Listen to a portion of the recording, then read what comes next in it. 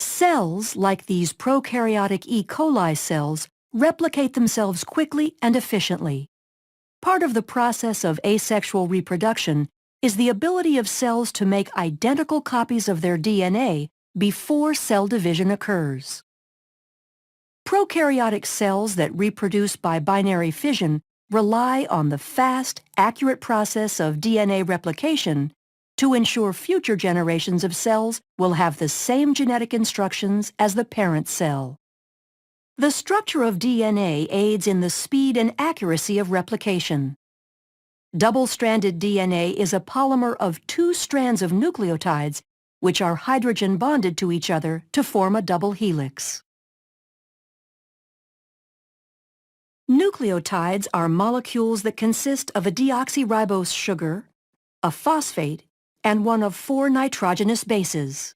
The phosphodiester backbones consist of alternating sugar and phosphate groups. The nitrogenous bases include cytosine, thymine, adenine, and guanine. Cytosine forms 3 hydrogen bonds with guanine, and thymine forms 2 hydrogen bonds with adenine. This is referred to as complementary base pairing. The double helix will have one strand oriented in a 5' to 3' direction relative to the hydroxyl group of the deoxyribose sugar, and the other strand oriented in a 3' to 5' direction. This shows the anti-parallel nature of the DNA strands. The complementary base pairing in the structure of DNA allows replication to be executed in a semi-conservative manner. Each strand of the DNA molecule is used as a template in the creation of a new double strand. Replication begins with double-stranded DNA being separated, and each original strand, called a parent strand, is used as a template for the complementary base pairing of nucleotides to make 2 new molecules. DNA replication occurs in the 5' to 3' direction, adding new nucleotides to the 3' end of the newly forming strand. DNA replication will begin at a specific area of the molecule called the origin of replication. The origin of replication denotes the area of active replication called the replication fork. In order to understand how complex eukaryotic organisms replicate DNA, scientists first studied replication in prokaryotic models like E. coli. A number of enzymes are needed for replication to proceed once the replication fork is established. Helicase separates the strands of the double helix, and single-stranded binding proteins stabilize the newly single-stranded regions. DNA gyrase is used to make sure the double-stranded areas outside of the replication fork do not supercoil. Once the replication fork is stable, DNA polymerase catalyzes the addition of new nucleotides to the growing daughter strand. Other proteins, such as beta clamps and the clamp loader, help hold the DNA polymerase in place on the DNA.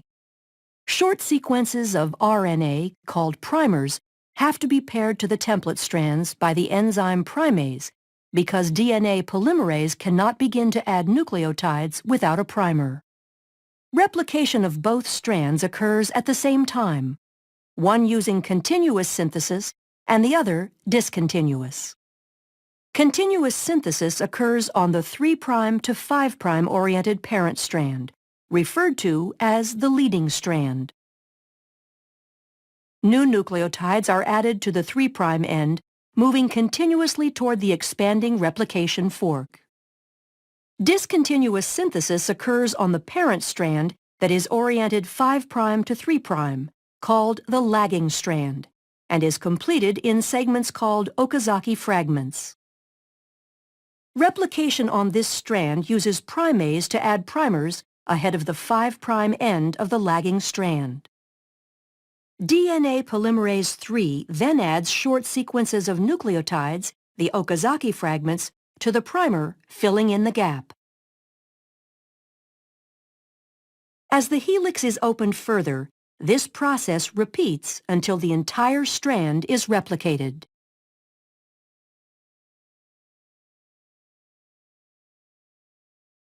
DNA polymerase I replaces the RNA primers with DNA nucleotides, and DNA ligase is used to ensure bonding between the fragments and the replaced nucleotides. Once both the leading and lagging strands have completed their replication, two identical copies of the DNA molecule result. The process of DNA replication allows actively dividing bacterial cells to make sure all daughter cells have the same genetic instructions as the parent cell, allowing them to function in the same manner. Thus, bacterial populations can grow, increasing the number of individuals in a colony.